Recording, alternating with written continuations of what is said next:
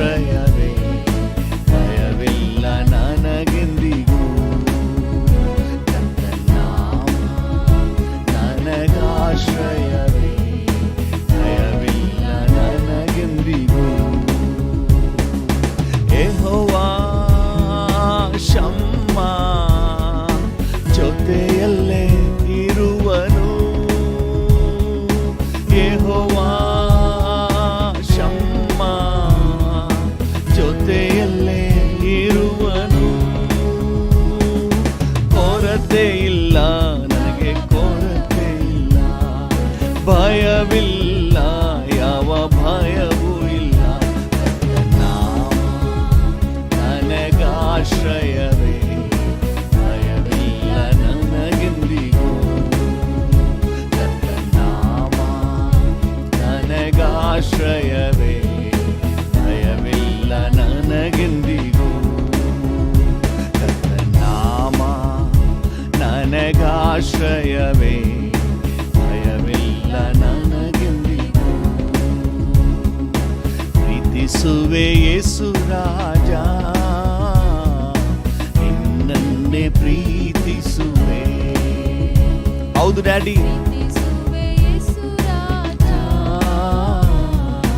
ನಿನ್ನನ್ನೇ ಪ್ರೀತಿಸುವೆ, ಪ್ರೀತಿಸುವೆ, ಪ್ರೀತಿಸುವೆ, ಪ್ರೀತಿಸುವೆ, ಪ್ರೀತಿಸುವೆ. ನನ್ನ ಪ್ರಾಣ ಇರೋವರೆಗೂ, ನಾ ನಿನ್ನಲ್ಲಿ ಸೇರೋವರೆಗೂ, ನನ್ನ ಪ್ರಾಣ ಇರೋವರೆಗೂ, ನಾ ನಿನ್ನಲ್ಲಿ ಸೇರೋವರೆಗೂ. ಪ್ರೀತಿಸುವೆ ಯೇಸು ರಾಜ, ನಿನ್ನನ್ನೇ ಪ್ರೀತಿಸುವೆ. ಹೌದು ಡ್ಯಾಡಿ, ಪ್ರೀತಿಸುವೆ ಯೇಸು ರಾಜ, ನಿನ್ನನ್ನೇ ಪ್ರೀತಿಸುವೆ, ಪ್ರೀತಿಸುವೆ, ಪ್ರೀತಿಸುವೆ, ಪ್ರೀತಿಸುವೆ, ಪ್ರೀತಿಸುವೆ. ನನ್ನ ಪ್ರಾಣ ಇರೋವರೆಗೂ, ನಾ ನಿನ್ನಲ್ಲಿ ಸೇರೋವರೆಗೂ, ನನ್ನ ಪ್ರಾಣ ಇರೋವರೆಗೂ, ನನ್ನ ದೇಹ ಮಣ್ಣಲ್ಲಿ ಸೇರೋವರೆಗೂ. ಪ್ರೀತಿಸುವೆ ಯೇಸು ರಾಜ, ನಿನ್ನನ್ನೇ ಪ್ರೀತಿಸುವೆ. ಹೌದು ಡ್ಯಾಡಿ, ಪ್ರೀತಿಸುವೆ ಯೇಸು ರಾಜ, ಪ್ರೀತಿಸುವೆ. ಪಾಪದ ಪಾಲಿಗೆ ನಾ ಸತ್ತು, ನೀತಿಗೆ ಜೀವಿಸಲು ಕೃಪೆ ಮಾಡಿದೆ. ಪಾಪದ ಪಾಲಿಗೆ ನಾ ಸತ್ತು, ನೀತಿಗೆ ಜೀವಿಸಲು ಕೃಪೆ ಮಾಡಿದೆ. ನಿನ್ನ ಪವಿತ್ರ ರಕ್ತವು ಮನುಷ್ಯನಾಗಿ ಮಾಡಿದೆ. ನಿನ್ನ ಪವಿತ್ರ ರಕ್ತವು ನನ್ನ ಮನುಷ್ಯನಾಗಿ ಮಾಡಿದೆ. ಪ್ರೀತಿಸುವೆ, ಹಾಗೆ ಕರಗಳನ್ನು ಚಾಚಿ ಹೇಳುವ, ಪ್ರೀತಿಸುವೆ, ಪ್ರೀತಿಸುವೆ, ಪ್ರೀತಿಸುವೆ. ನನ್ನ ಪ್ರಾಣ ಇರೋವರೆಗೂ, ನಾ ನಿನ್ನಲ್ಲಿ ಸೇರೋವರೆಗೂ, ನನ್ನ ದೇಹ ಮಣ್ಣಲ್ಲಿ ಸೇರೋವರೆಗೆ, ಇರೋವರೆಗೂ, ದೇಹ ಮಣ್ಣಲ್ಲಿ ಸೇರೋವರೆಗೂ. ಪ್ರೀತಿಸುವೆ ಯೇಸು ರಾಜ, ನಿನ್ನನ್ನೇ ಪ್ರೀತಿಸುವೆ. ಯೇಸು. ಹೌದು ಡ್ಯಾಡಿ.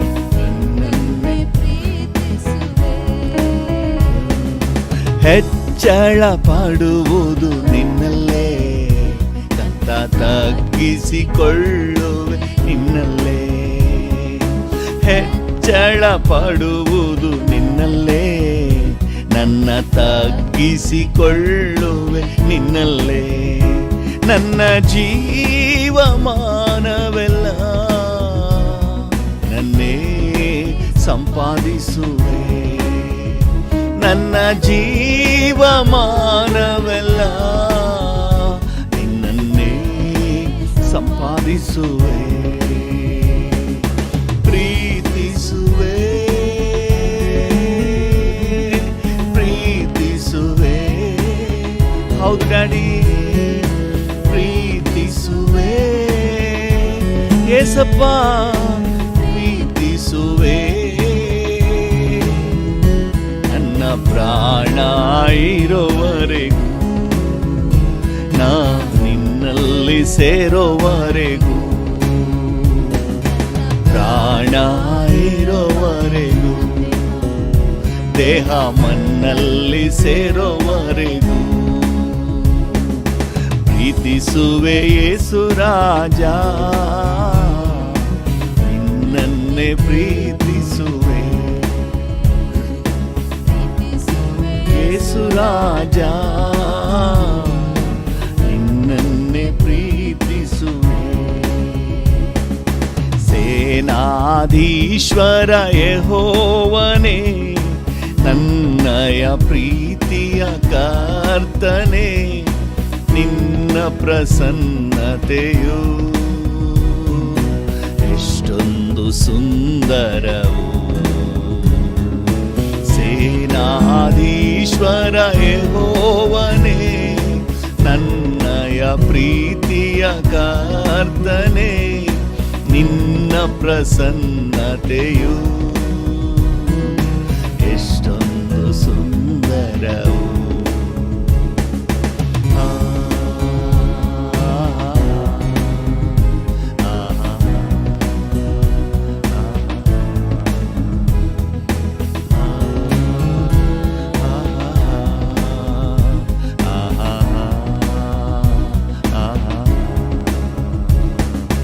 ಅಂತರಾಳ ನಿನ್ನ ಪ್ರಸನ್ನತೆ ಬಯಸಿ ತವಕಿಸಿ ನಿಂತಿದೆ ಕರ್ತನೇ. ಅಂತರಾಳ ನಿನ್ನ ಪ್ರಸನ್ನತೆ ಬಯಸಿ ತವಕಿಸಿ ನಿಂತಿದೆ ಕರ್ತನೇ. ಮುಂಗಾರು ಹಿಂಗಾರು ಆತ್ಮನ ಮಳೆಯಿಂದ ಸಮೃದ್ಧಿಗೊಳಿಸು ಕರ್ತನೇ. ಮುಂಗಾರು ಹಿಂಗಾರು ಆತ್ಮನ ಮಳೆಯಿಂದ ಸಮೃದ್ಧಿಗೊಳಿಸು ಕರ್ತನೇ. ಸೇನಾಧೀಶ್ವರ ಯೆಹೋವನೇ, ನನ್ನಯ ಪ್ರೀತಿಯ ಕರ್ತನೇ, ನಿನ್ನ ಪ್ರಸನ್ನತೆಯು ಎಷ್ಟೊಂದು ಸುಂದರವು. ಸೇನಾಧೀಶ್ವರ ಯೆಹೋವನೇ, ನನ್ನಯ ಪ್ರೀತಿಯ ಕರ್ತನೇ, ನಿನ್ನ ಪ್ರಸನ್ನತೆಯು ಎಷ್ಟೊಂದು ಸುಂದರವು.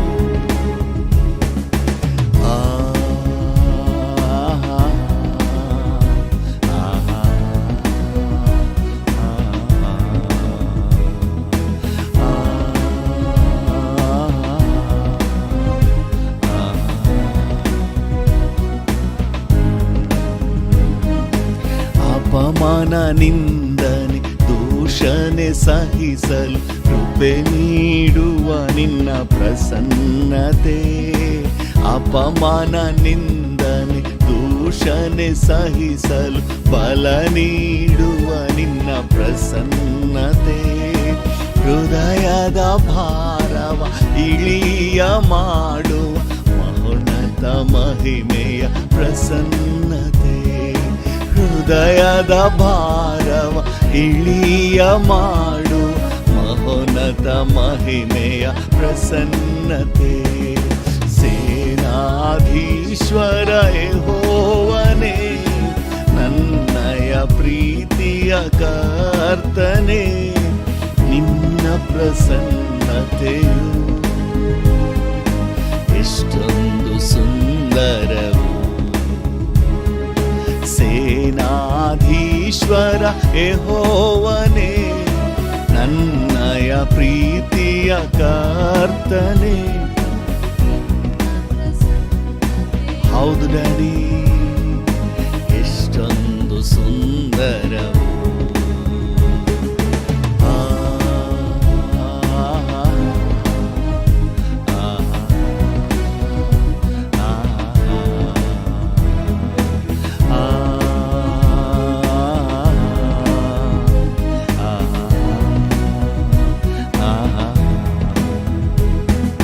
ಸುತ್ತಲು ವೈರಿಯು ಮುತ್ತಿದರೇನು, ನೀ ಜೊತೆ ಇರಲು ಭಯವಿಲ್ಲ. ಸುತ್ತಲು ವೈರಿಯು ಮುತ್ತಿದರೇನು, ನೀ ಜೊತೆ ಇರಲು ಭಯವಿಲ್ಲ. ಪಕ್ಕಕ್ಕೆ 1000 ಬಲಕ್ಕತ್ತು 1000 ಬಿದ್ದರು ನನಗೇನು ಸೋಕದು. ಪಕ್ಕಕ್ಕೆ 1000 ಬಲಕ್ಕತ್ತು 1000 ಬಿದ್ದರು ನನಗೇನು ಸೋಕದು. ಸೇನಾಧೀಶ್ವರ ಯೆಹೋವನೇ, ನನ್ನಯ ಹೌದು ಹೌದು ಡ್ಯಾಡಿ, ನಿನ್ನ ಪ್ರಸನ್ನತೆಯು ಎಷ್ಟೊಂದು ಸುಂದರವು. ಸೇನಾಧೀಶ್ವರ ಯೆಹೋವನೇ, ನನ್ನಯ ಪ್ರೀತಿಯ ಕರ್ತನೇ, ನಿನ್ನ ಪ್ರಸನ್ನತೆಯು ಎಷ್ಟೊಂದು ಸುಂದರವು.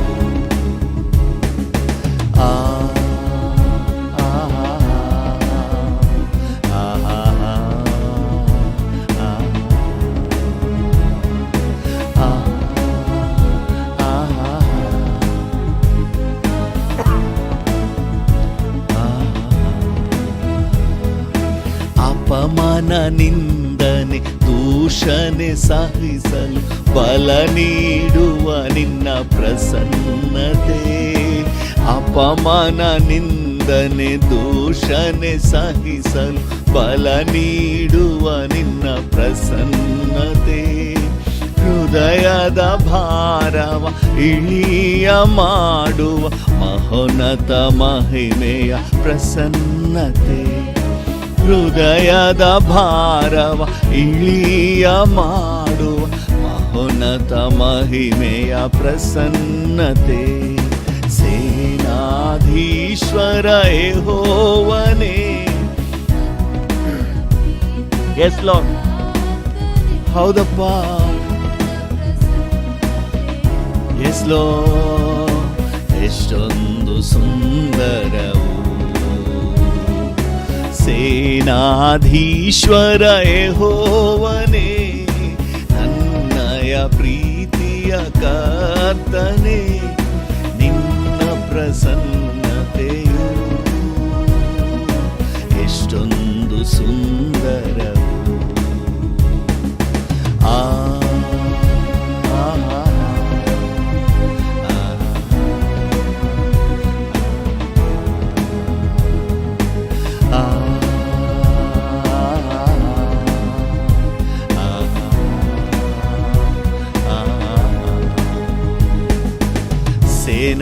ಸೇನಾಧೀಶ್ವರ ಯೆಹೋವನೇ, ನನ್ನಯ ಪ್ರೀತಿಯ ಕರ್ತನೇ, ನಿನ್ನ ಪ್ರಸನ್ನತೆಯು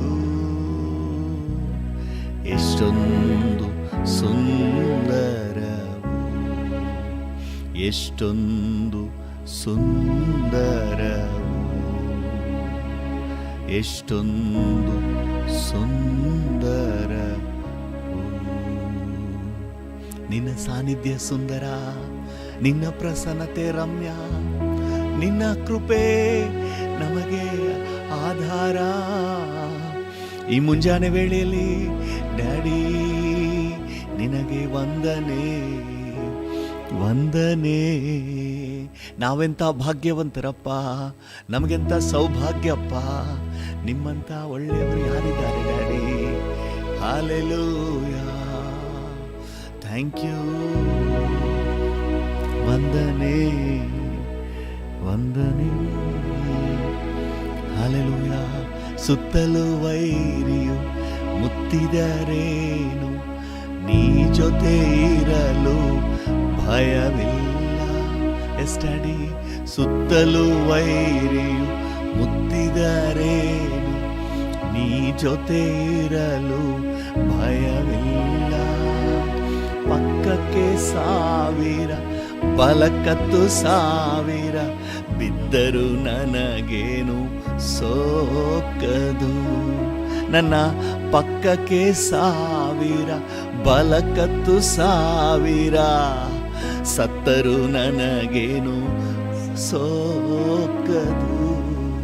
ನನಗೇನು ಟಚ್ ಮಾಡೋಕ್ಕಾಗಲ್ಲಪ್ಪ, ಯಾಕಂದ್ರೆ ಸೇನಾಧೀಶ್ವರನಾದ ಯೆಹೋವನು ನನ್ನನ್ನು ಆವರಿಸಿ ಕಾಯುವ ಕರ್ತನು. ಹಾಲೆಲೂಯಾ. ಹಾರಿ ಕಾಯುವ ಪಕ್ಷಿಯ ಹಾಗೆ, ಪಕ್ಷಿ ತನ್ನ ಮರಿಗಳನ್ನು ಹೇಗೆ ಹಾರಿ ಕಾಯುತ್ತದೋ ಆ ರೀತಿಯಾಗಿ ನನ್ನನ್ನು ಕಾಯುವ ಕರ್ತನು, ನನ್ನನ್ನು ಕಾಯುವ ಕರ್ತನು. ಹಾಲೆಲೂಯಾ. ಡ್ಯಾಡಿ ನಿನಗೆ ವಂದನೆ. ಹಾಲೆಲೂಯಾ. ಉನ್ನತನಾದ ದೇವರೇ, ಉತ್ತಮನಾದ ತಂದೆ, ನಿಮಗೆ ಸ್ತೋತ್ರ, ನಿಮಗೆ ಸ್ತೋತ್ರ. Thank you, thank you, thank you Lord. Hallelujah, hallelujah, hallelujah, hallelujah. Thank you, thank you, thank you Jesus, thank you Jesus. ಅಪ್ಪ ನಿನಗೆ ಸ್ತೋತ್ರ. ಈ ಬೆಳಗಿನ ಸಮಯಕ್ಕಾಗಿ ನಿನಗೆ ವಂದನೆ ಸ್ವಾಮಿ. ಭೂಮಿ ಆಕಾಶಗಳ ನಿರ್ಮಿಸಿದ ದೇವರೇ, ಭೂಮಿ ಆಕಾಶಗಳ ನಿರ್ಮಾಣಿಕನೇ, ಸರ್ವಶಕ್ತನಾದ ದೇವರೇ, ಸಾರ್ವಭೌಮನಾದ ಕರ್ತನೆ, ನಾವು ಏಕ ಮನಸ್ಸಿನಿಂದ, ನಾವು ದೂರದಲ್ಲಿದ್ದರೂ ಸಹ ಏಕ ಮನಸ್ಸಿನಿಂದ ನಿಮ್ಮನ್ನು ಮೇಲೆತ್ತಿ ಘನಪಡಿಸುತ್ತೇವೆ, ನಿಮ್ಮನ್ನು ಗೌರವಿಸುತ್ತೇವೆ. ನೀವೊಬ್ಬರೇ ಸ್ತುತಿಗೆ ಯೋಗ್ಯನೆಂಬುದಾಗಿ ನಾವು ಘೋಷಿಸುತ್ತೇವೆ. ಹಾಲೆಲೂಯ. ರಾಜಾದಿ ರಾಜನು, ಕರ್ತಾದಿ ಕರ್ತನು, ಸ್ತುತಿಗೂ ಸ್ತೋತ್ರಕ್ಕೂ ಘನತೆಗೂ ಗೌರವಕ್ಕೂ ಯೋಗ್ಯನಾದ ದೇವರು. ಹಾಲೆಲೂಯ. ನಿಮಗೆ ಸರಿಸಾಟಿ ಈ ಭೂಮಿಯಲ್ಲಿ ಯಾರೂ ಇಲ್ಲ ಡ್ಯಾಡಿ. ನೀವೇ ಆರಾಧನೆಗೆ, ಘನತೆಗೆ, ಗೌರವಕ್ಕೆ ಯೋಗ್ಯನಪ್ಪ. Thank you, thank you. ನಿಮ್ಮ ಮುಂದೆ ನಾವು ಶಿರಬಾಗ್ತೇವೆ, ನಿಮ್ಮ ಮುಂದೆ ನಾವು ಅಡ್ಡ ಬೀಳ್ತೇವೆ, ನಿಮ್ಮನ್ನೇ ಆರಾಧಿಸುತ್ತೇವೆ. Thank you. We worship you Lord. ಎಲ್ಲ ಘನತೆ, ಗೌರವ, ಮಹಿಮೆ ನಿಮಗೆ ಸಲ್ಲಿಸುತ್ತೇವೆ ಯೇಸುವಿನ ನಾಮದಲ್ಲಿ ತಂದೆ. ಆಮೆನ್, ಆಮೆನ್,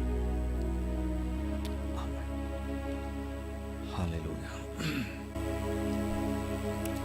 ಕರ್ತನ ನಾಮಕ್ಕೆ ಸ್ತೋತ್ರವಾಗಲಿ. ನಮ್ಮ ಧ್ಯಾನಕ್ಕಾಗಿ ಮತ್ತು ನಮ್ಮ ಪ್ರಾರ್ಥನೆಗಾಗಿ ಜ್ಞಾನೋಕ್ತಿಗಳ ಪುಸ್ತಕ 28ನೇ ಅಧ್ಯಾಯ 20ನೇ ವಾಕ್ಯವನ್ನು ಓದುವ. ಜ್ಞಾನೋಕ್ತಿ 28:20. ನಂಬಿಗಸ್ತನು ಆಶೀರ್ವಾದ ಪೂರ್ಣನಾಗುವನು, ಧನವಂತನಾಗಲು ಆತುರ ಪಡುವವನು ದಂಡನೆಯನ್ನು ಹೊಂದದಿರನು. ಹಾಲೆಲೂಯ. ನಂಬಿಗಸ್ತನು ಆಶೀರ್ವಾದ ಪೂರ್ಣನು ಎಂಬುದಾಗಿ ನಾವು ಧ್ಯಾನ ಮಾಡ್ತಾ ಇದ್ವಿ. ನಂಬಿಗಸ್ತನು ಆಶೀರ್ವಾದ ಪೂರ್ಣನು. ನಿನ್ನೆ ಹೇಗೆಲ್ಲ ದೇವರು ನಂಬಿಗಸ್ತನ ವಿಷಯದಲ್ಲಿ ಅಭಿಪ್ರಾಯ, ಆಶೀರ್ವಾದ ಯೋಜನೆ ಹೊಂದಿದ್ದಾರೆ ಅಂತ ಹೇಳಿ ನಾವು ನೋಡಿದೆವು. ನಾವು ನಂಬಿಗಸ್ತರಾಗಿ ಜೀವಿಸಲಿಕ್ಕೆ ದೇವರ ಕೃಪೆಯನ್ನು ಇನ್ನೂ ಕೇಳಿಕೊಳ್ಳೋಣ. ಈ ದಿನದಲ್ಲಿ ನಂಬಿಗಸ್ತನ ಜೀವಿತ ಅಂತ ಹೇಳಿದ್ರೆ, ಆ ಜೀವಿತಕ್ಕೆ ಕುರಿತಾಗಿ, ಆ ಜೀವಿತಕ್ಕಿರುವ ಮಾನ್ಯತೆ, ನಂಬಿಗಸ್ತನಿಗೆ ಸಿಗುವಂತಹ ಆಶೀರ್ವಾದಗಳನ್ನು ಕುರಿತಾಗಿ ಕೆಲವೊಂದು ವಿಚಾರಗಳನ್ನು ನಾವು ನೋಡುವ. ಇವತ್ತಿನ ನಮ್ಮ ಧ್ಯಾನದ ಅಂಶ ಏನಂತ ಹೇಳಿದರೆ, ಯಾರು ನಂಬಿಗಸ್ತರಾಗಿದ್ದಾರೋ ಅವ್ರಿಗೆ ಪ್ರಮೋಷನ್ ಇದೆ, ಮುಂಬಡ್ತಿ ಇದೆ ಅಂತ ಹೇಳಿ. ನಂಬಿಗಸ್ತನನ್ನು ದೇವರು ಪ್ರಮೋಟ್ ಮಾಡ್ತಾರೆ, ನೆಕ್ಸ್ಟ್ ಲೆವೆಲ್ಗೆ ತಗೊಂಡೋಗ್ತಾರೆ. ಹಾಲೆಲೂಯ. ಯಾವುದೇ ಕಂಪನಿ ಆಗಲಿ, ಯಾವುದೇ ಕೆಲಸ ಆಗಲಿ, ನೀವು ನಂಬಿಗಸ್ತರಾಗಿದ್ದರೆ ನಿಮಗೊಂದು ಪ್ರಮೋಷನ್ ಇದೆ, ಗ್ಯಾರಂಟಿ ಇದೆ. ಹಾಲೆಲೂಯ. ಕೆಲವೊಂದು ವಚನಗಳನ್ನು ಓದಿ. ಮತ್ತಾಯನ ಸುವಾರ್ತೆ 25ನೇ ಅಧ್ಯಾಯ 21ನೇ ವಚನ.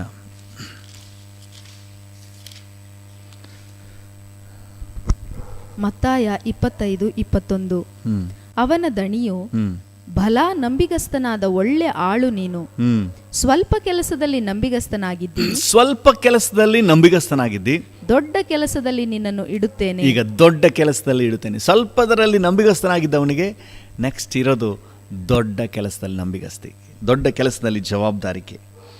ನಾವು 5 ತಲಾಂತು, 2 ತಲಾಂತು ಮತ್ತು 1 ತಲಾಂತನ ಸಾಮ್ಯವನ್ನು ಇಲ್ಲಿ ನೋಡ್ತಾ ಇದ್ದೀವಿ. 5 ತಲಾಂತನ ಹೊಂದಿದವನು ಅದಕ್ಕೆ ನಂಬಿಗಸ್ತನಾಗಿ ಅದನ್ನು ಒಳ್ಳೆ ಸದ್ಬಳಕೆ ಮಾಡಿ ಅದರಿಂದ ಒಳ್ಳೆ ಫಲವನ್ನು ಉತ್ಪತ್ತಿ ಮಾಡಿದ್ದಾನೆ. ಈಗ ಯಜಮಾನನು ಹೇಳ್ತಾನೆ, ಬಲ ನಂಬಿಗಸ್ತನಾದ ಒಳ್ಳೆ ಆಳು ನೀನು. ಸ್ವಲ್ಪದರಲ್ಲಿ ನೀನು ನಂಬಿಗಸ್ತನಾಗಿದ್ದೆ, ಸ್ವಲ್ಪದರಲ್ಲಿ ನೀವು ಫೇತ್ಫುಲ್ ಆಗಿದೆ, ಈಗ ನಿನ್ನನ್ನು ದೊಡ್ಡ ಕೆಲಸದಲ್ಲಿ ಇಡ್ತೇನೆ. ಹಲ್ಲೆಲೂಯಾ. 10 ರೂಪಾಯಿಗೆ ನಾವು ನಂಬಿಗಸ್ತರಾಗಿದ್ದರೆ ದೇವರು ನಮ್ಮನ್ನು ನಂಬಿ 1000 ರೂಪಾಯಿ ಕೊಡ್ತಾರೆ. ಇವತ್ತು 1000 ರೂಪಾಯಿ ತಗೊಳ್ಳಿಕ್ಕೆ ಎಲ್ರಿಗೂ ಇಷ್ಟ, ಆದರೆ 10 ರೂಪಾಯಿಗೆ ನಂಬಿಗಸ್ತರಿಲ್ವಲ್ಲ. ಯಾವ ಆಧಾರದ ಮೇಲೆ ದೇವರು ನಿಮಗೆ 1000 ರೂಪಾಯಿ ಕೊಡ್ತಾನೆ? ಯಜಮಾನನು ದೊಡ್ಡದನ್ನು ಕೊಡ್ತಾನೆ ಅಂತ ಹೇಳಿದ್ರೆ ಸಣ್ಣದರಲ್ಲಿ ನಂಬಿಗಸ್ತರಾಗಿದ್ದವರಿಗೆ ಮಾತ್ರ.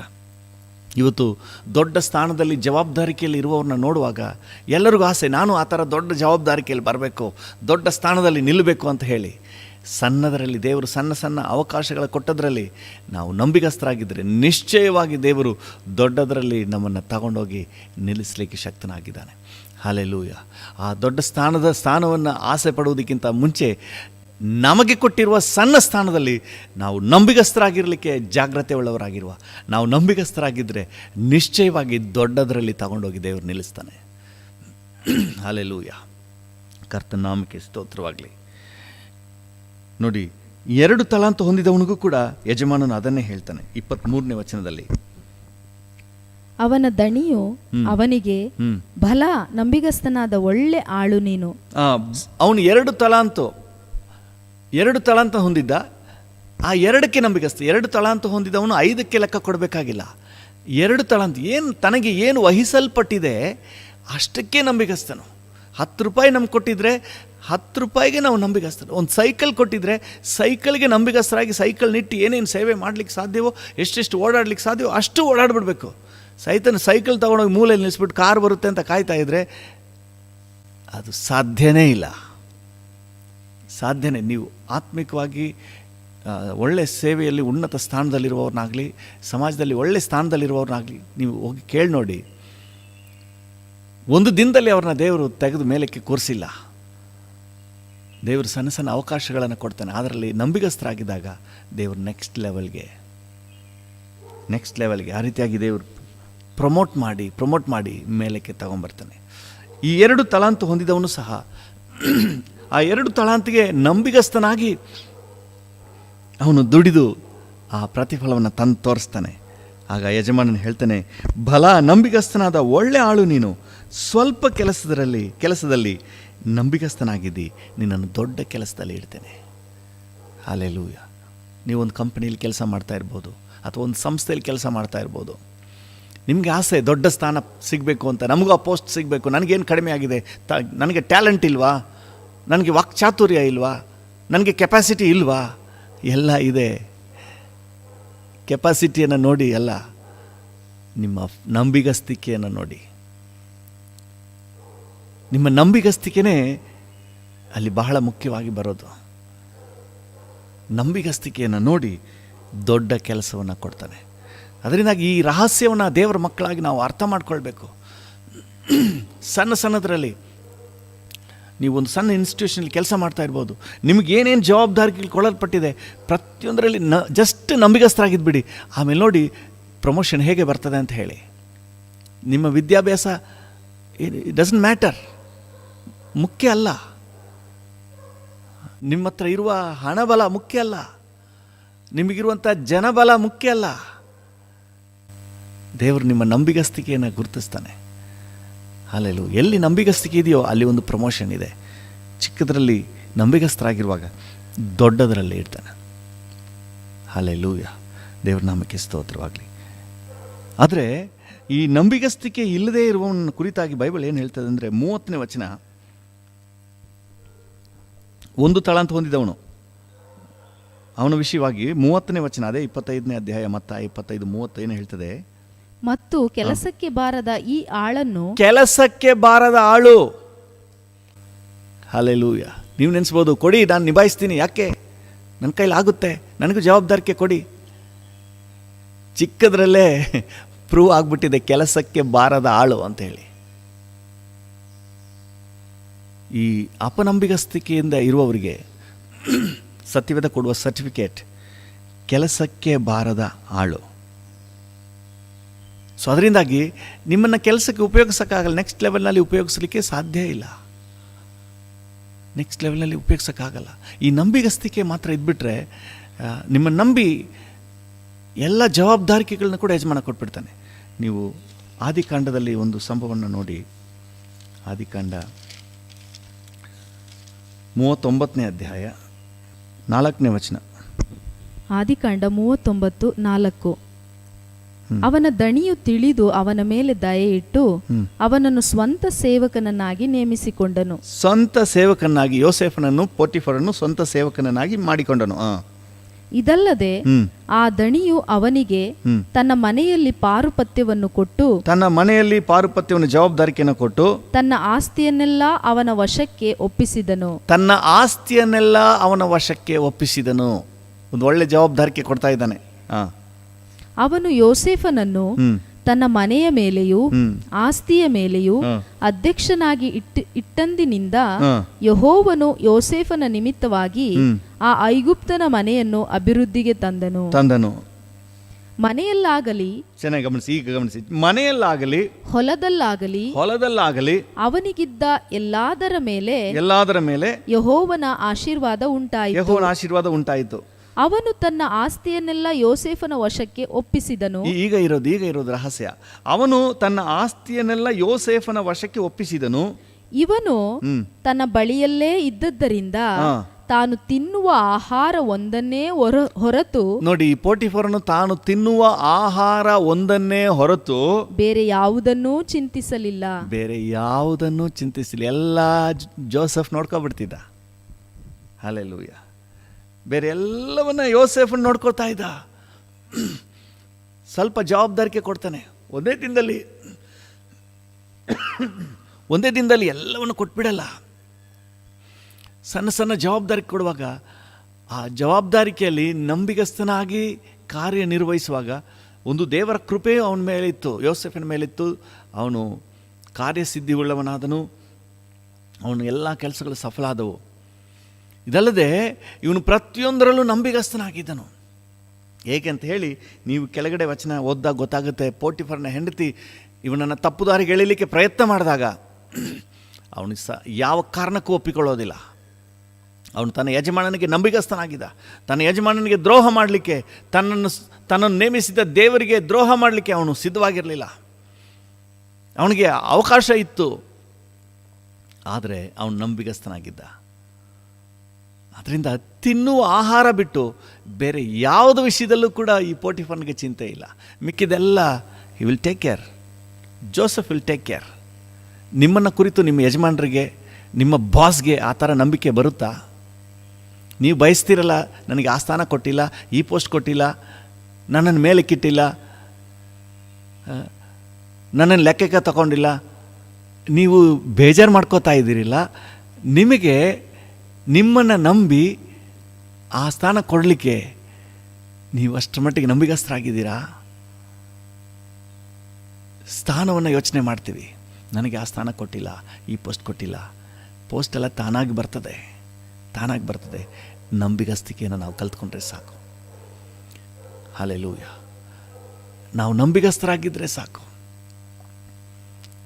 ದೇವ್ರ ನಾಮಕ್ಕೆ ಸ್ತೋತ್ರವಾಗಲಿ. ಸಣ್ಣ ಸಣ್ಣ ವಿಷಯಗಳು, ದೇವರು ನಮಗೆ ಕೊಡುವ ಸಣ್ಣ ಸಣ್ಣ ವಿಷಯಗಳಲ್ಲಿ ನಾವು ನಂಬಿಗಸ್ತರಾಗಿದ್ದರೆ ದೇವರೇ ತೆಗೆದು ಆ ಸ್ಥಾನದಲ್ಲಿ ನಮ್ಮನ್ನು ಇಟ್ಬಿಡ್ತಾನೆ.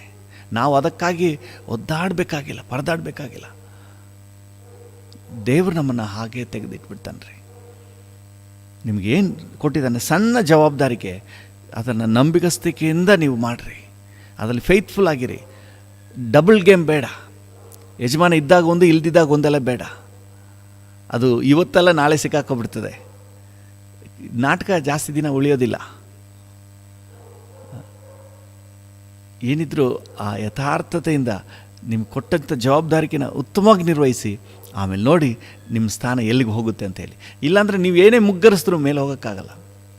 ಕೆಲವು ಸಮಯ ನಿಮ್ಮ ಬಾಸೆ ನಿಮ್ಮನ್ನು ತೆಗೆದು ಕೂರಿಸ್ಬಿಟ್ಟಿರ್ತಾರೆ, ಆದರೆ ಅಲ್ಲಿಂದ ನೀವು ಮುಗ್ಗರಿಸಿ ಬಿದ್ದೋಗ್ಬಿಡ್ತೀರಿ. ನಾನು ಎಷ್ಟೋ ಜನರನ್ನು ನೋಡಿದ್ದೀನಿ, ನೀವೆತ್ತು ಕೂರಿಸಿದ್ರೂ ಸಹ ಅವರೇ ನಿಲ್ಲಕ್ಕಾಗಲ್ಲ. ಯಾಕಂದರೆ ನಂಬಿಗಸ್ತಿಕೆ ಅನ್ನುವಂಥ ಒಂದು ಅರ್ಹತೆಯನ್ನು ದೇವರು ಎದುರು ನೋಡ್ತಾನೆ. ಇನ್ನೊಂದು ಉದಾಹರಣೆ ನೋಡಿ ನಾವು ಪ್ರಾರ್ಥನೆ ಮಾಡೋಣ. ನೋಡಿ, 1 ಸಮುವೇಲ 16ನೇ ಅಧ್ಯಾಯ 11ನೇ ವಚನವನ್ನು ಓದಿ.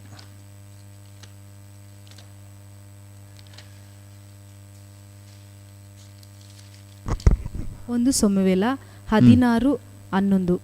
ಅನಂತರ ಸಮುವೇಲನು ಇಷಯನನ್ನು, ನಿನ್ನ ಮಕ್ಕಳೆಲ್ಲ ಇಷ್ಟೇ ಮಂದಿಯೋ ಎಂದು ಕೇಳಲು ಅವನು, ಇವರೆಲ್ಲರಿಗಿಂತಲೂ ಚಿಕ್ಕವನು ಒಬ್ಬನಿರುತ್ತಾನೆ, ಅವನು ಕುರಿ ಮೇಯಿಸುವುದಕ್ಕೆ ಹೋಗಿದ್ದಾನೆ ಎಂದು ಉತ್ತರ ಕೊಟ್ಟನು. ದೇವರ ನಾಮಕ್ಕೆ ಸ್ತೋತ್ರವಾಗಲಿ. ಇಲ್ಲಿ ನೋಡಿ, ಈ ದಾವೀದನ ವಿಷಯದಲ್ಲಿ ದಾವೀದನು ಕುರಿ ಮೇಯಿಸಲಿಕ್ಕಾಗಿ ನೇಮಿಸಲ್ಪಟ್ಟವನು. ಆದರೆ ಈ ದಾವೀದನ ವಿಷಯದಲ್ಲೇ ದೇವರಿಗೆ ಮನಸ್ಸು ಬಂದಿರೋದು ಯಾಕೆ? ಮಿಕ್ಕಿದವರೆಲ್ಲ ಯುದ್ಧದಲ್ಲಿದ್ದಾರೆ. ನಿಮಗೆ ನಂತರ ಓದುವಾಗ ದಾವೀದನು ಗೋಲಿಯಾತನ ಕೊಲ್ಲಕ್ಕೆ ಹೋಗುವಾಗ ಅವನ ಸಹೋದರರೇ ಅಲ್ಲಿ ಮಾತಾಡ್ತಾರೆ, ನಿನ್ಗೆ ಯಾಕೆ ಇಲ್ಲಿ ಬಂದೆ, ಹೋಗಿ ಕುರಿ ಮೇಯಿಸು, ಇಲ್ಲಿ ಯಾಕೆ ಬಂದೆ ಅಂತ ಹೇಳಿ ಅವನ್ನ ಗದರಿಸ್ತಾರೆ. ಹಾಗಾದರೆ ಅವರೆಲ್ಲ ಆಲ್ರೆಡಿ ಯುದ್ಧದಲ್ಲಿ ಸೈನ್ಯದಲ್ಲಿದ್ದು ಅನುಭವಸ್ಥರಾಗಿದ್ದಾರೆ. ಅವರನ್ನು ಯಾರನ್ನೂ ದೇವರು ತಗೊಳ್ಳಿಲ್ಲ. ಈ ದಾವೀದನ ಯಾಕೆ ಸೆಲೆಕ್ಟ್ ಮಾಡಿದ್ರು ಅಂತ ಹೇಳಿದ್ರೆ, ನಮಗೆ ಅಪೊಸ್ತಲರ ಕೃತ್ಯಗಳು 13ನೇ ಅಧ್ಯಾಯದಲ್ಲಿ ಒಂದು ವಚನ ಇದೆ. ಅಪೊಸ್ತಲರ ಕೃತ್ಯಗಳು 13ನೇ ಅಧ್ಯಾಯದಲ್ಲಿ 22ನೇ ವಚನ ಅಂತ ನೆನೆಸ್ತೀನಿ. ಅಪೊಸ್ತಲರ ಕೃತ್ಯಗಳು 13:22. ಆಮೇಲೆ ದೇವರು ಅವನನ್ನು ತೆಗೆದುಹಾಕಿ ದಾವೀದನನ್ನು ಅವರ ಮೇಲೆ ಅರಸನನ್ನಾಗಿ ಮಾಡಿ, ಇಷಯನ ಮಗನಾದ ದಾವೀದನು ನನಗೆ ಸಿಕ್ಕಿದನು. ಅವನು ನನಗೆ ಒಪ್ಪುವ ಮನುಷ್ಯನು. ಅವನು ನನ್ನ ಇಷ್ಟವನ್ನೆಲ್ಲ ನೆರವೇರಿಸುವನು. ಹೆಂಗೆ, ಯಾವ ಆಧಾರದ ಮೇಲೆ ದೇವರಿಗೆ ಧೈರ್ಯ ಬಂತು? ಅವನು ನನ್ನ ಇಷ್ಟವನ್ನೆಲ್ಲ ನೆರವೇರಿಸುವನು. ಇಷಯನ ಮಗನಾದ ದಾವೀದನು ನನಗೆ ಸಿಕ್ಕಿದನು, ಅವನು ನನ್ನ ಇಷ್ಟವನ್ನೆಲ್ಲ ನೆರವೇರಿಸುವನು. ಸೊ ಎಂಥ ಕಾನ್ಫಿಡೆನ್ಸ್ನ ಗೆದ್ದುಬಿಟ್ಟಿದ್ದಾನೆ, ಎಷ್ಟು ನಂಬಿಗಸ್ತನಾಗಿದ್ದಾನೆ ಅಂತ ಹೇಳಿ ಇದರಲ್ಲಿ ನಮ್ಗೆ ಗೊತ್ತಾಗ್ತದೆ.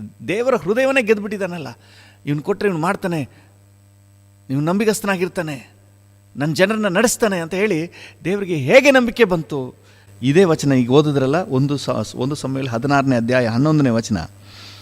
ಮನೆಯಲ್ಲಿ ಫಂಕ್ಷನ್ ನಡೀತಾ ಇದೆ, ಯಜ್ಞ ನಡೀತಾ ಇದೆ, ಇವನು ಮಾತ್ರ ತನ್ನ ಜವಾಬ್ದಾರಿಕೆಯಲ್ಲಿ ನಂಬಿಗಸ್ತನಾಗಿದ್ದಾನೆ. ಅವನಿಲ್ಲ ಅಲ್ಲಿ, is on his duty. Hallelujah. ಇವತ್ತು ಅನೇಕರು ತಮ್ಮ ಕರ್ತವ್ಯದಲ್ಲಿ ನಂಬಿಗಸ್ತರಾಗಿಯೇ ಇಲ್ಲ. ಇವನು ತನ್ನ ಕರ್ತವ್ಯದಲ್ಲಿ ನಂಬಿಗಸ್ತನಾಗಿದ್ದಾನೆ. ಮನೆಯಲ್ಲಿ ಫಂಕ್ಷನ್ ನಡೀತಾ ಇದೆ, ಹಬ್ಬ ಭರ್ಜರಿ ಊಟ ನಡೀತಾ ಇದೆ, ಗೆಸ್ಟ್ ಬಂದಿದ್ದಾರೆ, ಆದರೆ ಇವನು ಮಾತ್ರ ತನ್ನ ಜವಾಬ್ದಾರಿಕೆಯಲ್ಲಿ ಕುರಿ ಮೇಯಿಸ್ಲಿಕ್ಕೆ ಹೋಗಿದ್ದಾನೆ. ಅಲ್ಲಿಲ್ಲ ಅವನು ಅಲ್ಲಿಲ್ಲ. ಅವನೆಲ್ಲಿದ್ದಾನೆ? Is very keen in taking care of the sheep. ಕುರಿ ಕಾಯುವುದಲ್ಲಿ ಅವನು ಬಹಳ ಆಸಕ್ತನಾಗಿದ್ದಾನೆ. ನೋಡ್ರಿ, ನೀವು ಅದೇ 1 ಸಮುವೇಲ 17ನೇ ಅಧ್ಯಾಯದಲ್ಲಿ 34-35ನೇ ವಚನಕ್ಕೆ ಬಂದಾಗ, ಅರಸನಾದ ಸೌಲನ ಬಳಿಯಲ್ಲಿ ದಾವೀದನು ತನ್ನ ಕುರಿ ಮೇಯಿಸುವುದರ ಬಗ್ಗೆ ಒಂದು ರಿಪೋರ್ಟ್ ಕೊಡ್ತಾನೆ. ನೋಡ್ರಿ ಏನ್ ಮಾಡ್ತಾನಂತೆ ಕುರಿ. ಆಗ ದಾವೀದನು ಅವನಿಗೆ, ನಿನ್ನ ಸೇವಕನಾದ ನಾನು ನನ್ನ ತಂದೆಯ ಕುರಿಗಳನ್ನು ಕಾಯುತ್ತಿದ್ದಾಗ ಸಿಂಹವಾಗಲಿ ಕರಡಿಯಾಗಲಿ ಬಂದು ಹಿಂಡಿನಲ್ಲಿನ ಕುರಿಮರಿಯನ್ನು ಹಿಂಡಿನಲ್ಲಿರುವ ಕುರಿಮರಿಯನ್ನು ಹಿಡಿದುಕೊಂಡು ಹೋಗಲು ನಾನು ಒಡನೆ ಅದನ್ನು ಬೆನ್ನಟ್ಟಿ ಹೊಡೆದು ಕುರಿಮರಿಯನ್ನು ಕಿತ್ತುಕೊಳ್ಳುತ್ತಿದ್ದೆನು. ಎಷ್ಟು ನಂಬಿಗಸ್ತನ ನೋಡ್ರಿ. ಇದು ಕರಡಿ ಬಂತು ಅಥವಾ ನರಿ ಯಾವುದು ಸಿಂಹ ಬಂತು, ಕುರಿಮರಿಯನ್ನು ತಗೊಂಡೋಗ್ಬಿಡ್ತು, ಏನು ಮಾಡೋಕ್ಕಾಗಲಿಲ್ಲ ಅಂತ ಹೇಳ್ತಿರ್ಲಿಲ್ಲ. ಅವನು ಆ ಕುರಿಗಳನ್ನು ಮೇಯಿಸುವುದರಲ್ಲಿಯೂ ಕಾಯುವುದರಲ್ಲಿಯೂ ಬಹಳ ಜಾಗ್ರತೆ ಉಳ್ಳವನಾಗಿದ್ದನು, ನಂಬಿಗಸ್ತನಾಗಿದ್ದನು. ಒಂದು ಕುರಿನೂ ಬಿಡ್ತಿರಲಿಲ್ಲ. ಒಡನೆ ಬೆನ್ನಟ್ಟಿ ಆ ಕುರಿಮರಿಯನ್ನು ಕಿತ್ಕೊಳ್ತಿದ್ದಂತೆ. ಅದರಲ್ಲಿ ಏನಾದರೂ ರಿಸ್ಕ್ ಆದರೂ ಪರವಾಗಿಲ್ಲ, ಆ ರಿಸ್ಕನ್ನು ಫೇಸ್ ಮಾಡ್ತಿದ್ದೆ ನೋಡಿ. ಅದು ಹಿಂದಿರುಗಿ ನನ್ನ ಮೇಲೆ ಬಿದ್ದರೆ ಅದನ್ನು ಗದ್ದ ಹಿಡಿದು ಬಡಿದು ಕೊಂದು ಹಾಕುತ್ತಿದ್ದೆ. ಎಷ್ಟೇ ಸಮಸ್ಯೆ ಬಂದರೂ ತನಗೆ ಕೊಟ್ಟಂಥ ಕುರಿಗಳನ್ನು ಕಾಯುವುದರಲ್ಲಿ ಅವನು ಸಮರ್ಥನಾಗಿದ್ದನು. ಅದನ್ನೇ ಆ ಸಿಂಹವನ್ನೇ ಗದ್ದ ಹಿಡಿದು ಬಡಿದು ಕೊಂದಾಕ್ಬಿಡ್ತಿದ್ದಂತೆ ನೋಡಿ. ಅವನಿಗೆ ಕುರಿ ಕಾಯುವುದರಲ್ಲಿ ಬಹಳ ಜವಾಬ್ದಾರಿಕೆ, ನಂಬಿಗಸ್ತಿಕೆ. ನೆವ ಹೇಳಿಬಿಟ್ಟು ಸಿಂಹ ಬಂತು ತಗೊಂಡೋಗ್ಬಿಡ್ತು, ಏನೂ ಮಾಡೋಕ್ಕಾಗಲಿಲ್ಲ, ಎದುರ್ಕೊಂಡ್ಬಿಟ್ಟೆ ಅಂತ ಹೇಳಲಿಲ್ಲ. ತನಗೆ ರಿಸ್ಕು, ತನಗೆ ಕಷ್ಟ, ಆದರೂ ತನ್ನ ಜವಾಬ್ದಾರಿಕೆಯನ್ನು ಉತ್ತಮವಾಗಿ ನಿರ್ವಹಿಸಿದವನಾಗಿದ್ದನು. ಹಲ್ಲೆಲೂಯಾ. ಅವನು ಅಲ್ಲಿಲ್ಲ, ಫಂಕ್ಷನ್ಲಿಲ್ಲ, ಕುರಿ ಮೇಸೆ ಕೊಟ್ಟೋಗ್ಬಿಟ್ಟಿದ್ದ. ಅವನ ಜವಾಬ್ದಾರಿಕೆಯಲ್ಲಿ ಅವನು ಬಹಳ ಕೀನಾಗಿದ್ದ. ದೇವ್ರ ನಾಮಕ್ಕೆ ಸ್ತೋತ್ರವಾಗಲಿ. ಪ್ರಿಯರೇ, ಯಾರು ಈ ರೀತಿಯಾಗಿ ತನ್ನ ಕರ್ತವ್ಯದಲ್ಲಿ ರಿಸ್ಕ್ ಆದರೂ ಪರವಾಗಿಲ್ಲ, ಕಷ್ಟ ಆದರೂ ಪರವಾಗಿಲ್ಲ, ತನ್ನ ಜವಾಬ್ದಾರಿಕೆಯನ್ನು ಬೆಸ್ಟಾಗಿ ನಿರ್ವಹಿಸ್ತಾರೋ ಅವ್ರ ಮೇಲೆ ದೇವ್ರ ಮನಸ್ಸಿದೆ. ಹಾಲೆಲು. ದೇವ್ರು ಹೇಳ್ತಾನೆ, ಓ ಇಷಾಯನ ಮಗನಾದ ದಾವೀದ ನನಗೆ ಸಿಕ್ಕಿದನು, ಅವನು ನನ್ನ ಇಷ್ಟವನ್ನೆಲ್ಲ ಮಾಡ್ತಾನೆ. ಹಾಲೆಲೂಯ. ವಾಕ್ಯ ಹೇಳ್ತದೆ, ಕುರಿಗಳು ಅವನ ತಂದೆ ಕುರಿಗಳಂತ. 17ನೇ ಅಧ್ಯಾಯದಲ್ಲಿ ನೋಡಿ 34ನೇ ವಚನ, ನಿನ್ನ ಸೇವಕನಾದ ನಾನು ನನ್ನ ತಂದೆ ಕುರಿಗಳನ್ನು, ತಂದೆ ಹತ್ರ ಹೇಳಿಬಿಟ್ರೆ ಆಯಿತು. ಇಲ್ಲ, ತಂದೆ ತನಗೆ ಕೊಟ್ಟಿರುವಂಥ ಕುರಿಗಳನ್ನು ಕಾಯುವ ಜವಾಬ್ದಾರಿಕೆಯನ್ನು ಹಾಗೆ 100% ಫೇತ್ಫುಲ್ಲಾಗಿ ನಿರ್ವಹಿಸಿ ನಿಭಾಯಿಸಿದವನು. ಸೊ ಅವನನ್ನು ದೇವರು ಅರಸನನ್ನಾಗಿ ನೇಮಿಸಲಿಕ್ಕೆ ತೀರ್ಮಾನಿಸ್ತಾರೆ. ಅವನಿನ್ನು ಚಿಕ್ಕ ಹುಡುಗ, ಬಾಲಕ, ಅವನಿನ್ನು ಅವನಿನ್ನು ಆ ಅರಸನ ಸ್ಥಾನದಲ್ಲಿ ನಿಂತು ಕಾರ್ಯನಿರ್ವಹಿಸುವಷ್ಟು ಅವನಿಗೆ ಸಾಮರ್ಥ್ಯ ಇಲ್ಲ. ಆದರೆ ದೇವರು ಈಸ್ ದ ರೈಟ್ ಪರ್ಸನ್ ಅಂತ ಹೇಳ್ತಾರೆ. ಅವನ ವಯಸ್ಸನ್ನು ನೋಡಲಿಲ್ಲ, ಅವನ ದೇಹ ಬಲವನ್ನು ನೋಡಲಿಲ್ಲ, ಅವನ ನಂಬಿಗಸ್ತಿಕೆಯನ್ನು ನೋಡ್ತಾನೆ. ಹಲ್ಲೆಲೂಯಾ. ದೇವ್ರು ಮೊದಲೇ ಹೇಳಿಬಿಟ್ರು ನೋಡಿ, ನೀನು ಚೆಲುವಿಕೆಯನ್ನು ನೋಡಬೇಡ, ನೀಳವನ್ನು ನೋಡಬೇಡ. 7ನೇ ವಚನ 1 ಸಮಯದಲ್ಲಿ 16:7, ನೀನು ಅವನ ಚೆಲುವಿಕೆಯನ್ನು ನೀಳವನ್ನು ನೋಡಬೇಡ, ನಾನು ಅವನನ್ನು ತಳ್ಳಿಬಿಟ್ಟಿನಿ. ಆಗ ಚೆಲುವಿಕೆ, ನೀಲ, ದೇಹದ ಗಾತ್ರ, ಸ್ಟ್ರೆಂತು ಅದೆಲ್ಲ ಇಲ್ಲ, ನಂಬಿಗಸ್ತಿಕೆ. ಹಲ್ಲೆಲೂಯಾ. ಅವನ ಫೇತ್ಫುಲ್ನೆಸ್, ಅದನ್ನು ದೇವ್ರ ಲೆಕ್ಕಕ್ಕೆ ತಗೊಳ್ತಾನೆ. ಕರ್ತನ ನಾಮಕ್ಕೆ ಸ್ತೋತ್ರ. ಯಾರಾದರೂ ಫೇತ್ಫುಲ್ ಆಗಿದ್ದರೆ, ನಂಬಿಗಸ್ತರಾಗಿದ್ದರೆ, ಅವ್ರ ವಿಷಯದಲ್ಲಿ ಯಜಮಾನನಿಗೆ ಬಹಳ ಒಂಥರ ಸ್ಯಾಟಿಸ್ಫ್ಯಾಕ್ಷನ್ ಇರ್ತದೆ, ತೃಪ್ತಿ, ಕುಳುಕುಳೋ ಅನ್ನುತ್ತೆ, ತಣ್ಣಗಿರ್ತದೆ. ನೀನಪ್ಪ ಹೋಗ್ಬೇಕು, ನೀನು ಮಾಡ್ಬೋದು, ಧೈರ್ಯವಾಗಿ ತಗೊಂಡೋಗು, ಖಜಾನೆ ಬೀಗ ತಗೊಂಡೋಗು, ಪರವಾಗಿಲ್ಲ, ಏನು ಮುಟ್ಟಲ್ಲ, ನಾವು ನಂಬಿಗಸ್ತಾನೆ, ನನಗೆ ಗೊತ್ತು. ಹಲ್ಲೆಲೂಯಾ. ಆ ನಂಬಿಗಸ್ತಿಕೆಯನ್ನು ನಾವು ಕಾಪಾಡಿಕೊಳ್ಬೇಕು. ಜ್ಞಾನೋಕ್ತಿಗಳಲ್ಲಿ ಒಂದು ವಚನ ಈ ರೀತಿಯಾಗಿದೆ. ಜ್ಞಾನೋಕ್ತಿಗಳ ಪುಸ್ತಕ 25ನೇ ಅಧ್ಯಾಯ 13ನೇ ವಚನ. ಜ್ಞಾನೋಕ್ತಿಗಳು 25:13. ಜ್ಞಾನೋಕ್ತಿ 25:13. ಸುಗ್ಗಿ ಕಾಲದಲ್ಲಿ ಹಿಮದ ಶೈತ್ಯವು ಹೇಗೋ ಕಳುಹಿಸಿದ ಒಡೆಯರಿಗೆ ಆಪ್ತ ದೂತನು ಹಾಗೆಯೇ ಹಿತ. ಹಲ್ಲೆಲೂಯಾ. ಹಿಮಕಾಲದಲ್ಲಿ, ಸುಗ್ಗಿಯ ಕಾಲದಲ್ಲಿ ಹಿಮದ ಶೈತ್ಯವು ಅಂದರೆ ಹಿಮದ ಆ ತಂಪು ಹೇಗೋ. ಸುಗ್ಗಿ ಕಾಲ ಅಂದರೆ ಬೇಸಿಗೆ ಕಾಲ. ಬೇಸಿಗೆ ಕಾಲದಲ್ಲಿ ಹಿಮ ಬಂದರೆ ಹೆಂಗಿರ್ತದೆ ನೀವೇ ಯೋಚನೆ ಮಾಡಿ. ಒಂಥರ ಕುಳುಕುಳೋ ಅಂತಿರ್ತದೆ, ಖುಷಿಯಾಗುತ್ತೆ. ಒಂದು ಮೋಡ ಮುಚ್ಕೊಂಡ್ರು ಬಂದರೂ ಕೂಡ ಬೇಸಿಗೆಯಲ್ಲಿ ಒಂಥರ ಆಹಾ ಚೆನ್ನಾಗಿರ್ತದೆ. ಈ ಸುಗ್ಗಿಯ ಕಾಲದಲ್ಲಿ ಹಿಮದ ಆ ಒಂದು ತಂಪು ಹೇಗೋ ಕಳುಹಿಸಿದ ಒಡೆಯನಿಗೆ ಆಪ್ತ ದೂತನು ಹಾಗೆಯೇ. ಆಪ್ತ ದೂತನು ಅಂತಿದೆಯಲ್ಲ, ನೀವು ಇಂಗ್ಲೀಷ್ನಲ್ಲಿ ಓದಿ ನೋಡಿ, ದ ಫೇತ್ಫುಲ್, ನಂಬಿಗಸ್ತನಾದ ಸೇವಕನು ಅಂತಿದೆ. ಹಲ್ಲೆಲೂಯಾ. ದ ನಂಬಿಗಸ್ತನಾದ ಸೇವಕನು ಹಾಗೆಯೇ ಇದ್ದಾನಂತೆ. ಒಬ್ಬ ನಂಬಿಗಸ್ತನಾದ ಸೇವಕನ ಇದ್ಬಿಟ್ರೆ ಬೇಸಿಗೆಯ ಆ ಸುಗ್ಗಿ ಕಾಲದಲ್ಲಿ ಒಂದು ಹಿಮದ ತಂಪು ಹೇಗೆ ನಮಗೆ ಕುಳುಕುಳು ಅಂತ ಖುಷಿಯಾಗುತ್ತೋ, ಅದೇ ರೀತಿ ಕೆಲಸಕ್ಕೆ ಕಳುಹಿಸಿದ ನಂಬಿಗಸ್ತನಾದ ಸೇವಕನ ವಿಷಯದಲ್ಲಿ ಆ ದನಿಗೆ ಖುಷಿ ಇರ್ತದೆ. ಹಲ್ಲೆಲೂಯಾ. ನೀವು ನಂಬಿಗಸ್ತನಾಗಿರಿ, ನಿಮ್ಮ ವಿಷಯದಲ್ಲಿ ಖುಷಿಯಾಗಿ ಜವಾಬ್ದಾರಿಕೆಗಳನ್ನು ಕೊಡ್ತಾರೆ, ದೇವರು ಕೊಡ್ತಾನೆ. ನಿಮ್ಮ ಯಜಮಾನರು, ನಿಮ್ಮ ಬಾಸ್, ನೀವು ಕೆಲಸ ಮಾಡುವ ಸಂಸ್ಥೆಯಲ್ಲಿ ನಿಮ್ಗೆ ಒಳ್ಳೆಯ ಸ್ಥಾನ ಸಿಗ್ತದೆ. ಹಲ್ಲೆಲೂಯಾ. ಎಲ್ಲಿ ನಂಬಿಗಸ್ತಿಕೆ ಇದೆಯೋ ಅಲ್ಲಿಯೇ ನೆಕ್ಸ್ಟ್ ಲೆವೆಲ್ ಪ್ರಮೋಷನ್ ಇರೋದು. ಸುಮ್ಮನೆ ನೀವು ಇವ್ರನ್ನ ದೂಷಿಸಬೇಡಿ. ಅವ್ರು ನನಗೆ ಸ್ಥಾನ ಕೊಟ್ಟಿಲ್ಲ, ಇವ್ರು ಕೊಟ್ಟಿಲ್ಲ. ನೀವು ನಂಬಿಗಸ್ತರಾಗಿರಿ, ನಿಮ್ಮನ್ನು ಯಾರೂ ಏನು ಮಾಡೋಕ್ಕಾಗಲ್ಲ. ನಿಮ್ಮನ್ನು ಇಲ್ಲಿ ತುಳಿದ್ರೆ ನೀವು ಅಲ್ಲಿ ಮೊಳಕೆ ಹೊಡಿತೀರಿ. ಯಾಕಂದರೆ ನಂಬಿಗಸ್ತನ್ನ ದೇವರು ಪ್ರಮೋಟ್ ಮಾಡೋವನು. ಹಾಲೆಲೂಯ. ನಂಬಿಗಸ್ತನು ಆಶೀರ್ವಾದ ಪೂರ್ಣನು. ಹಾಲೆಲೂಯ. ನಿಮ್ಮ ಆಶೀರ್ವಾದವನ್ನು ಯಾರೂ ಕಸ್ಕೊಳ್ಳಿಕ್ಕಾಗೋದಿಲ್ಲ. ನಿಮ್ಮ ಪ್ರಮೋಷನ್ನ ಯಾರೂ ಅಡ್ಡಿ ಮಾಡೋಕ್ಕಾಗಲ್ಲ. ನಿಮ್ಮ ಏಳಿಗೆಯನ್ನು ಯಾರೂ ಸ್ಥಗಿತಗೊಳಿಸ್ಲಿಕ್ಕೆ ಆಗೋದಿಲ್ಲ. ಒಂದು ನಿಮಿಷ ಕಣ್ಣುಗಳನ್ನು ಮುಚ್ಚಿ ಕರ್ತನ ಹತ್ರ ಕೇಳು. ನಂಬಿಗಸ್ತರಾಗಿದ್ದು ಆ ಕರ್ತನ ಏಳಿಗೆಯನ್ನು ಹೊಂದಲಿಕ್ಕೆ, ಪ್ರಮೋಷನ್ ಪಡ್ಕೊಳ್ಳಿಕ್ಕೆ, ಮುಂಬಡ್ತಿ ಪಡ್ಕೊಳ್ಳಿಕ್ಕೆ ನಮಗೆ ಕೃಪೆ ಕೊಡಪ್ಪ. ಹಾಲೆಲೂಯ. ಎಲ್ಲಿ ನಂಬಿಗಸ್ತಿಕೆ ಇದೆಯೋ ಅಲ್ಲೇ ಪ್ರಮೋಷನ್. ಚಿಕ್ಕದರಲ್ಲಿ ನಂಬಿಗಸ್ತನಾಗಿರುವವನಿಗೆ ದೊಡ್ಡ ಕೆಲಸ. ಚಿಕ್ಕ ಕೆಲಸದಲ್ಲಿ ನಂಬಿಗಸ್ತನಾಗಿರುವವನೇ ದೊಡ್ಡ ಕೆಲಸದಲ್ಲಿಯೂ ಧನಿಯ ಸೌಭಾಗ್ಯದಲ್ಲಿಯೂ ಸೇರುವವನು. ಹಾಲೆಲೂಯ. ಅಪ್ಪ, ನಮಗೆ ಕೃಪೆ ಕೊಡಪ್ಪ. ಕರ್ತನೆ, ನಮ್ಮಲ್ಲಿ ಯಾರು ಶಾರ್ಟ್ಕಟ್ ಹುಡುಕಬಾರ್ದು. ನಮಗೆ ಕೊಡಲ್ಪಟ್ಟ ಚಿಕ್ಕ ಚಿಕ್ಕ ಜವಾಬ್ದಾರಿಕೆಗಳಲ್ಲಿ ನಾವು ನಂಬಿಗಸ್ತರಾಗಿ, ಸಣ್ಣ ಸಣ್ಣ ಕೆಲಸ ಆದರೂ ಕೂಡ ಯಾರು ನೋಡ್ತಾರೋ ಇಲ್ವೋ, ನಮಗೆ ಕೊಡಲ್ಪಟ್ಟಿದೆ, ನಾನು ಅದನ್ನು ಬೆಸ್ಟಾಗಿ ಮಾಡಿ ಮುಗಿಸ್ಬೇಕು. Hallelujah. Thank you Jesus, thank you Jesus, thank you Jesus. ಅಪ್ಪ, ನೀನು ಕೃಪೆ ಕೊಡಪ್ಪ, ನನಗೆ ಕೃಪೆ ಕೊಡಪ್ಪ. ನಂಬಿಗಸ್ತನಾದ ಒಳ್ಳೆ ಆಳು ಅಂತ ಹೇಳಿ ನಿನ್ನಿಂದ ಅನಿಸ್ಕೋಬೇಕು. ಅಷ್ಟರ ಮಟ್ಟಿಗೆ ನಂಬಿಗಸ್ತನಾಗಿ ದುಡಿಲಿಕ್ಕೆ ಕೃಪೆ ಕೊಡು. ನನಗೆ ಕೊಟ್ಟಂಥ ಪ್ರತಿಯೊಂದು ಜವಾಬ್ದಾರಿಕೆಯಲ್ಲೂ ನಂಬಿಗಸ್ತನಾಗಿ ದುಡಿಲಿಕ್ಕೆ ನನಗೆ ಕೃಪೆ ಕೊಡಪ್ಪ. ನಂಬಿಗಸ್ತನಾಗಿ ದುಡಿಲಿಕ್ಕೆ ನನಗೆ ಕೃಪೆ ಕೊಡಪ್ಪ.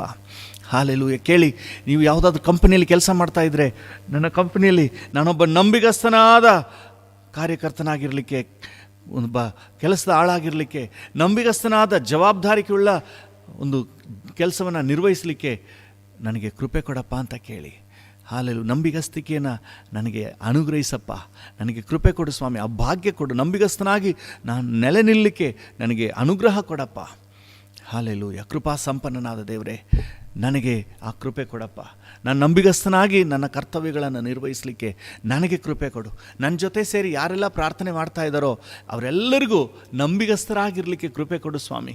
ಎಲ್ಲಿ ನಂಬಿಗಸ್ತಿಕೆ ಇದೆಯೋ ಅಲ್ಲೇ ಪ್ರಮೋಷನ್, ಮುಂಬಡ್ತಿ ಇರೋದು. ಎಲ್ಲಿ ನಂಬಿಗಸ್ತಿಕೆ ಇದೆಯೋ ಅಲ್ಲೇ ಅಭಿವೃದ್ಧಿ ಇರೋದು. ಕರ್ತನೆ, ನಂಬಿಗಸ್ತರಾಗಿ ಇದ್ದು ಕರ್ತನೆ ಆ ಒಂದು ಉನ್ನತ ಸ್ಥಾನವನ್ನು ಪಡ್ಕೊಳ್ಳಿಕ್ಕೆ ಕೃಪೆ ಕೊಡು ಸ್ವಾಮಿ. Thank you lord. ಯಾರ್ಯಾರು ನಂಬಿಗಸ್ತರಾಗಿದ್ದಾರೋ ಅವ್ರನ್ನ ಕರ್ತನೆ ನಿನ್ನ ಲೆಕ್ಕಕ್ಕೆ ತಗೊಳ್ತೀರಪ್ಪ. Thank you Lord. ಕರ್ತನೆ, ನಾವು ಎಲ್ಲರೂ ಸಹ, ನನ್ನ ಜೊತೆ ಸೇರಿ ಪ್ರಾರ್ಥನೆ ಮಾಡುವ ಎಲ್ಲರೂ ಸಹ ತಮ್ಮ ತಮ್ಮ ಜವಾಬ್ದಾರಿಕೆಗಳಲ್ಲಿ ನಂಬಿಗಸ್ತರಾಗಿರಲಿಕ್ಕೆ ಸಹಾಯ ನೀಡಪ್ಪ. ತಾವು ಕೆಲಸ ಮಾಡೋ ಜಾಗದಲ್ಲಿ ಕರ್ತನೆ ನಂಬಿಗಸ್ತರೆಂದು ಗುರುತಿಸಲ್ಪಡಲಿಕ್ಕೆ ಕೃಪೆ ಕೊಡು ಸ್ವಾಮಿ. Thank you Lord. ಕರ್ತನೆ, ಯೋಸೇಫನನ್ನು ನಂಬಿ ಇಡೀ ಆಡಳಿತವನ್ನೇ ಆ ಪೋಟಿಫರ್ನ ಕೊಟ್ಬಿಟ್ನಲ್ಲ. ತಿನ್ನೋ ಊಟವನ್ನು ಬಿಟ್ಟು ಬೇರೆ ಯಾವುದರ ವಿಷಯದಲ್ಲೂ ಪೋಟಿಫರ್ನಿಗೆ ಚಿಂತೆ ಇರಲಿಲ್ಲ. ಅಷ್ಟರ ಮಟ್ಟಿಗೆ ಯೋಸೇಫನಿಗೆ ಎಲ್ಲ ಜವಾಬ್ದಾರಿಕೆ ಬಂದ್ಬಿಡ್ತು. ಕರ್ತನೆ, ನಾವು ನಿನ್ನ ವಾಕ್ಯದಲ್ಲಿ ಭಾಳ ಸ್ಪಷ್ಟವಾಗಿ ಕಾಣ್ತೇವೆ, ಅವನು ನಂಬಿಗಸ್ತನಾಗಿದ್ದನು. ಹಾಲೆಲೂಯ. ಓ ಹಾಲೆಲೂಯ. ವಂದನೆ ಸ್ವಾಮಿ, ವಂದನೆ ಸ್ವಾಮಿ, ವಂದನೆ ಸ್ವಾಮಿ. ನಾವು ಕೂಡ ಕರ್ತನೆ ನಂಬಿಗಸ್ತರಾಗಿರಲಿಕ್ಕೆ, ನಮ್ಮ ಕರ್ತನೆ ಪ್ರತಿಯೊಂದು ಜವಾಬ್ದಾರಿಕೆಯಲ್ಲಿ ನಂಬಿಗಸ್ತರಾಗಿರಲಿಕ್ಕೆ ಕೃಪೆ ಕೊಡಪ್ಪ. ನನ್ನ ಜೊತೆ ಸೇರಿ ಪ್ರಾರ್ಥನೆ ಮಾಡುವ ಪ್ರತಿಯೊಬ್ಬರು ಕರ್ತನೆ ಅವರವ್ರ ಕೆಲಸದ ಜಾಗದಲ್ಲಿ ನಂಬಿಗಸ್ತರಾಗಿ ಗುರುತಿಸ್ಕೊಳ್ಳಿಕ್ಕೆ ಕೃಪೆ ಕೊಡು ಸ್ವಾಮಿ. ಅದೇ ನಮ್ಮ ಐಡೆಂಟಿಟಿ ಆಗಲಿ, ನಂಬಿಗಸ್ತಿಕೆ ನಮ್ಮ ಐಡೆಂಟಿಟಿ ಆಗಲಿ. ಹಾಲೆಲೂಯ. ನಮ್ಮ ಗುರುತಿನ ಚೀಟಿ ಆಗಲಿ ಸ್ವಾಮಿ. Thank you Lord. ನಮಗಿರುವಂತಹ ಒಂದು ಗುರುತು, ಹಾಲೆಲೂಯ, ಇವು ನಂಬಿಗಸ್ತನು, ತಮ್ಮ ಕೆಲಸದಲ್ಲಿ ನಂಬಿಗಸ್ತನು, ತನ್ನ ಕೊಟ್ಟ ಜವಾಬ್ದಾರಿಕೆಯನ್ನು ಮಾಡುವಾತನಂತ ಹೇಳಿ ನಮ್ಮೊಬ್ಬೊಬ್ಬರನ್ನ ಕುರಿತಾಗಿ ಕರ್ತನೆ ಒಂದು ಗುರುತು ಸಿಗಬೇಕು ಸ್ವಾಮಿ. ಆ ರೀತಿ ನೀನು ಸಹಾಯ ಮಾಡು. Thank you. ಸೇವೆಯಲ್ಲಿ ನಂಬಿಗಸ್ತರಾಗಿ, ಕುಟುಂಬದಲ್ಲಿ ನಂಬಿಗಸ್ತರಾಗಿ, ಕರ್ತನೆ ಕಂಪನಿಯಲ್ಲಿ ನಂಬಿಗಸ್ತರಾಗಿ, ತಮ್ಮ ಯಜಮಾನರಿಗೆ ನಂಬಿಗಸ್ತರಾಗಿ ಪ್ರತಿಯೊಬ್ಬರು ಬೆಳಗಲಿಕ್ಕೆ ಸಹಾಯ ನೀಡು. ನಿನ್ನ ವಾಕ್ಯ ಹೇಳುವ ಹಾಗೆ ಬಲ ನಂಬಿಗಸ್ತನಾದ ಒಳ್ಳೆ ಆಳು, ಚಿಕ್ಕ ಕೆಲಸದಲ್ಲಿ, ಸಣ್ಣ ಕೆಲಸದಲ್ಲಿ ನೀನು ನಂಬಿಗಸ್ತನಾಗಿದ್ದೆ, ಈಗ ದೊಡ್ಡ ಕೆಲಸದಲ್ಲಿ ಇಡುತ್ತೇನೆ, ನಿನ್ನ ಧನಿಯ ಸೌಭಾಗ್ಯದಲ್ಲಿ ಸೇರು ಅಂತ ಹೇಳಿದ ಹಾಗೆ ಥ್ಯಾಂಕ್ ಯು. ಪ್ರತಿಯೊಬ್ಬರಿಗೂ ಅದೇ ಪ್ರಮೋಷನ್ ಉಂಟಾಗಲಿ ಅಂತ ಬೇಡಿಕೊಳ್ತೇವೆ. Thank you. ಯಾರೆಲ್ಲ ನಂಬಿಗಸ್ತರಾಗಿದ್ದಾರೋ ಅವರೆಲ್ಲರಿಗೂ ಆ ಪ್ರಮೋಷನ್ ಸಿಗಲಿ. ಮಿಕ್ಕಿದ ಎಲ್ಲರಿಗೂ ಸಹ ನಂಬಿಗಸ್ತರಾಗಿದ್ದು ಆ ಮುಂಬಡ್ತಿಯನ್ನು ಪಡ್ಕೊಳ್ಳಿಕ್ಕೆ ಅನುಗ್ರಹ ಆಗಲಿ. ನಮ್ಮನ್ನು ಆಶೀರ್ವದಿಸು. ಯೇಸುವಿನ ನಾಮದಲ್ಲಿ ಬೇಡಿ ಹೊಂದಿಕೊಳ್ಳುತ್ತೇವೆ, ಜೀವವುಳ್ಳ ಪರಲೋಕ ತಂದೆಯೇ. Amen, amen. Thank you Jesus. ಕರ್ತನಾಮಕ್ಕೆ ಸ್ತೋತ್ರ. ಬಳ್ಳಾರಿ ಜಿಲ್ಲೆಗಾಗಿ ನಾವು ಪ್ರಾರ್ಥನೆ ಮಾಡ್ತಾ ಇದ್ದೀವಿ. ಬಳ್ಳಾರಿ ಜಿಲ್ಲೆಗೋಸ್ಕರ ನಾವು ಪ್ರಾರ್ಥನೆ ಮಾಡುವ. ಬಳ್ಳಾರಿ ಜಿಲ್ಲೆ ಎಲ್ಲ ದೇವ ಸೇವಕರುಗಳನ್ನು ಕರ್ತನು ಆಶೀರ್ವದಿಸಲಿ ಅಂತ ಹೇಳಿ ನಾವು ಪ್ರಾರ್ಥನೆ ಮಾಡುವ. ಹಾಲೆಲೂಯ. ಒಂದು ಕಾಲದಲ್ಲಿ ಉಜ್ಜೀವನಕ್ಕೆ ಹೆಸರುವಾಸಿಯಾಗಿದ್ದಂತಹ ಪಟ್ಟಣ ಬಳ್ಳಾರಿ ಇನ್ನು ಆ ಉಜ್ಜೀವನದ ಕಿಡಿ ಇನ್ನೂ ಬಲವಾಗಿ ಹರಡಲಿ. ಬಳ್ಳಾರಿಯ ಎಲ್ಲ ತಾಲೂಕುಗಳಲ್ಲೂ ಎಲ್ಲ ಗ್ರಾಮಗಳಲ್ಲೂ ದೈವ ಪ್ರಭೆ ಹರಡಲಿ. ಈಗಾಗಲೇ ಬಳ್ಳಾರಿ ಜಿಲ್ಲೆಯಲ್ಲಿ ದೇವರು ಎಬ್ಬಿಸಿರುವ ಎಲ್ಲ ಸೇವಕರುಗಳಿಗಾಗಿ ಸ್ತೋತ್ರ ಹೇಳುವ, ಎಲ್ಲ ಸಭೆಗಳಿಗಾಗಿ ದೇವರಿಗೆ ಸ್ತೋತ್ರ ಹೇಳುವ. ಒಂದೊಂದು ಸೇವೆಯನ್ನು ಒಬ್ಬೊಬ್ಬರು ಸೇವಕರನ್ನು ದೇವರು ಇನ್ನೂ ಬಲವಾಗಿ ಉಪಯೋಗಿಸಲಿ ಅಂತ ಹೇಳಿ ನಾವು ಪ್ರಾರ್ಥನೆ ಮಾಡುವ. ಹಾಲೆಲೂಯ. ಬಳ್ಳಾರಿ ಜಿಲ್ಲೆಯಲ್ಲಿ ಇನ್ನೂ ಮಹಿಮೆಯಾದ ಕಾರ್ಯವನ್ನು ನಾವು ಕಾಣಬೇಕು, ಒಂದು ದೊಡ್ಡ ಉಜ್ಜೀವನವನ್ನು ಕಾಣಬೇಕಪ್ಪ ಅಂತ ಹೇಳಿ ಒಂದು ನಿಮಿಷ ನಾವು ಪ್ರಾರ್ಥನೆ ಮಾಡುವ. ಕೃಪಾ ಸಂಪನ್ನನಾದ ದೇವರೇ, ಬಳ್ಳಾರಿ ಜಿಲ್ಲೆಗಾಗಿ ನಿನ್ನ ಸನ್ನಿಧಾನಕ್ಕೆ ಬರ್ತೇವೆ. ವಿಶೇಷವಾಗಿ ಬಳ್ಳಾರಿ ಜಿಲ್ಲೆಯ ಸೇವಕರನ್ನು ಸೇವೆಗಳನ್ನು ಕರ್ತನೆ ನಿನ್ನ ಕೈಗೆ ಒಪ್ಪಿಸಿಕೊಡ್ತೇವೆ ಸ್ವಾಮಿ. ಬಳ್ಳಾರಿ ಜಿಲ್ಲೆಯಲ್ಲಿರುವ ಎಲ್ಲ ಸೇವೆಗಳಿಗಾಗಿ ವಂದನೆ, ಎಲ್ಲ ಸೇವಕರುಗಳಿಗಾಗಿ ವಂದನೆ ಸ್ವಾಮಿ. ಇನ್ನೂ ನಿನ್ನ ಕೃಪೆ ಬಳ್ಳಾರಿ ಜಿಲ್ಲೆಯ ಎಲ್ಲ ಸೇವಕರುಗಳಿಗೂ ಉಂಟಾಗಲಿ ಸ್ವಾಮಿ. ಒಬ್ಬೊಬ್ಬರು ಸೇವಕರನ್ನು ಆಶೀರ್ವದಿಸಿ ಅವರಿಗೆ ಆರೋಗ್ಯ ಕೊಟ್ಟು ಒಬ್ಬೊಬ್ಬರ ಮೂಲಕವಾಗಿ ಕರ್ತನೆ ಇನ್ನೂ ಮಹಿಮೆಯಾದ ಕಾರ್ಯ ಮಾಡಿಯಪ್ಪ. ಸೇವೆಯ ಅಗತ್ಯಗಳನ್ನು ಸಂಧಿಸು. Thank you Lord. ಕರ್ತನೆ ಒಂದೊಂದು ಸಭೆಯನ್ನು ಕೂಡ ಆಶೀರ್ವದಿಸು ಸ್ವಾಮಿ. ಸಭೆಯ ಎಲ್ಲೆಗಳು ವಿಸ್ತಾರ ಆಗಲಿ. Thank you Jesus. ಕರ್ತನೆ ಒಂದೊಂದು ಸಭೆಯಲ್ಲೂ ಅಭಿವೃದ್ಧಿಯು ಕರ್ತನೆ ಆತ್ಮ ಆದಾಯವೂ ಆಗಲಿ ಸ್ವಾಮಿ.